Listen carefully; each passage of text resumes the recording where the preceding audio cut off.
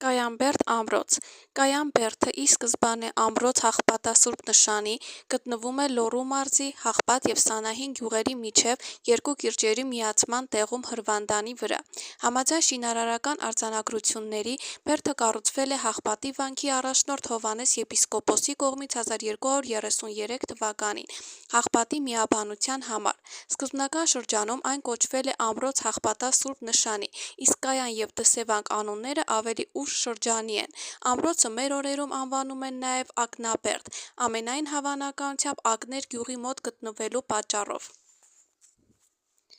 Տարածքի հարավային մասում արևելյան կողմի ժայռի գլխին շրջակայքից լավ տեսանելի վայրում է գտնվում Դսևանքի Սուրբ Աստվածածին ոչ մեծ գմբեթավոր եկեղեցին, դրսից ուղղանկյուն, ներսից խաչաձև հատակագծով, մուտքը արևմուտքից է, ձևավորված եզրակալով, ուշագրավ է մուտքի բարավորը, 3 առանձին քարից, որոնցից միջինն ունի խաչաթևերի նմանվող կտրվածք, որին էլ հարմարեցված են մյուս երկուսը, թմբուկի ցածրանիստ համաչափությունները, նրա գոտու կտրված լինելը պատուհանների բացվածքներից փաստորեն վկայում են գմբեթի վերափոխված լինելու մասին։ Մուտքից վերև ողջ ճակատի երկարությամբ փորագրված շինարարական բովանդակություն ունեցող արձանագրության մեջ հիշատակվում է ամրոցը և եկեղեցին, որը կառուցել է Զաքարե և Իվանե Զաքարյանների քրոջ որդի Հաղպատի վանահայր Հովհաննեսը։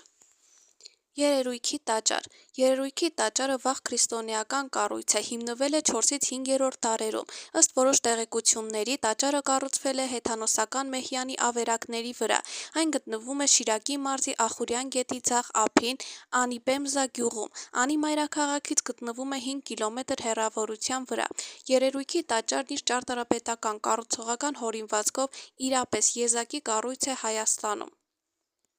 Երերույքի տաճարը արժանացել է բազմաթիվ հայ և օտարազգի մասնագետների ուշադրությանը, հնագետների, ճարտարապետների և պատմաբանների։ Չնայած այնտեղ կատարված պեղումներին և ուսումնասիրություններին, տաճարը շարունակում է մնալ առեղծվածային և մինչև վերջ չբացահայտված, նույնիսկ անվան ծագման հարցում։ Մեզ հայտնի է անվան բացատրության 3 վարկած։ Մի դեպքում ասում են, որ տաճարն իր անունը ստացել է Շիրակի գավառի 5 գյուղերից մեկի՝ Երերուրաց գյուղի անունով։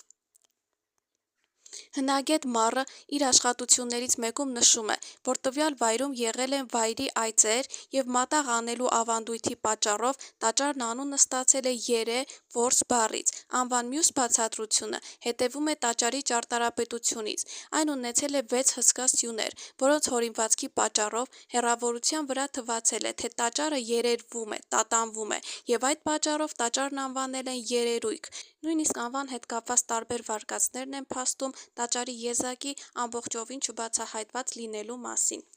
Տաճարի հարավային ճակատի արևելյան մասում հարավ-արևելյան ավանդատան պատին քանդակված է հնգատող հունարեն արձանագրություն։ Այն քաղված է Սաղմոսարանից, Աստվածաշնչից և թարգմանաբար նշանակում է.